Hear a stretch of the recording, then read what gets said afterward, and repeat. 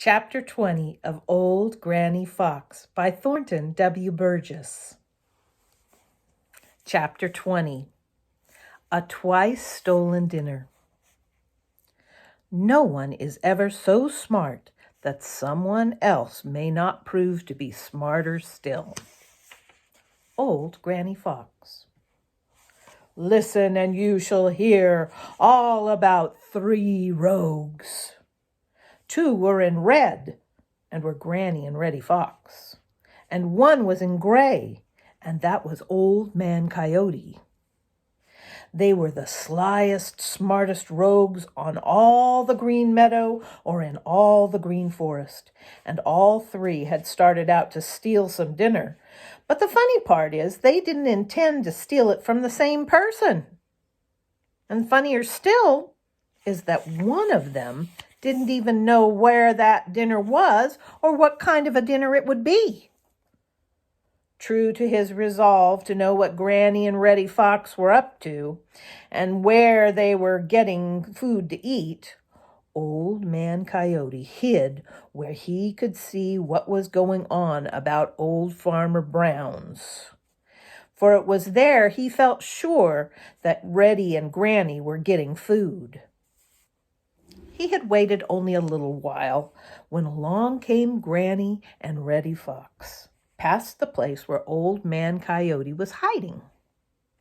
They didn't see him, of course. He took great care that they should not by any chance. But anyway, they were not thinking of him. Their thoughts were all on that dinner that they intended to have and the smart trick by which they would get it.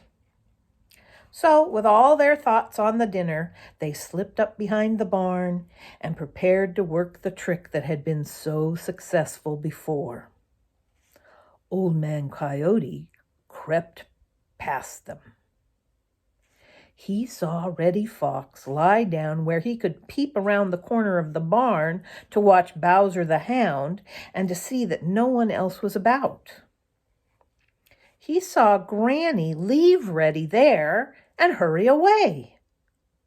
Old Man Coyote's wits worked fast.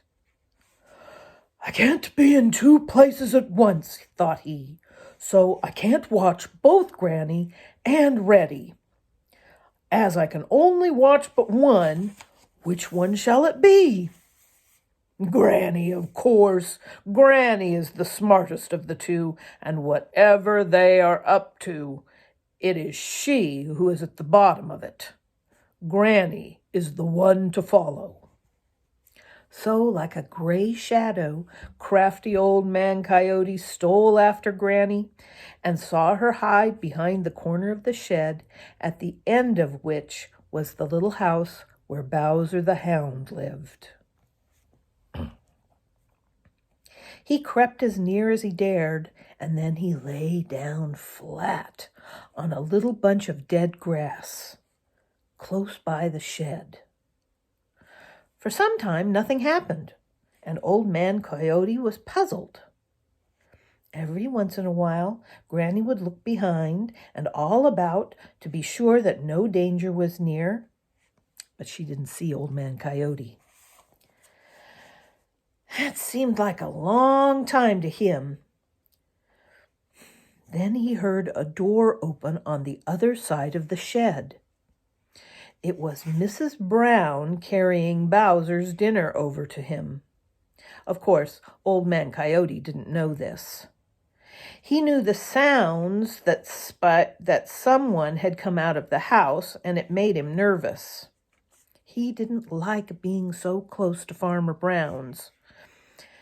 But he kept his eye on Granny Fox, and he saw her ears prick up in a way that he knew meant that those were the sounds that she had been waiting for. Oh, well, if she isn't afraid, I don't need to be, he thought craftily. After a few minutes, he heard a door close and knew that whoever had come out had gone back into the house. Almost at once, Bowser the Hound began to yelp and whine. Swiftly, Granny Fox disappeared around the corner of the shed. Just as swiftly, Old Man Coyote ran forward and peeped around the corner. There was Bowser the Hound tugging at his chain, and just beyond his reach was Reddy Fox grinning in the most provoking manner. And then there was Granny Fox, backing and dragging after her Bowser's dinner. In a flash, Old Man Coyote understood the plan, and he almost chuckled aloud at the cleverness of it.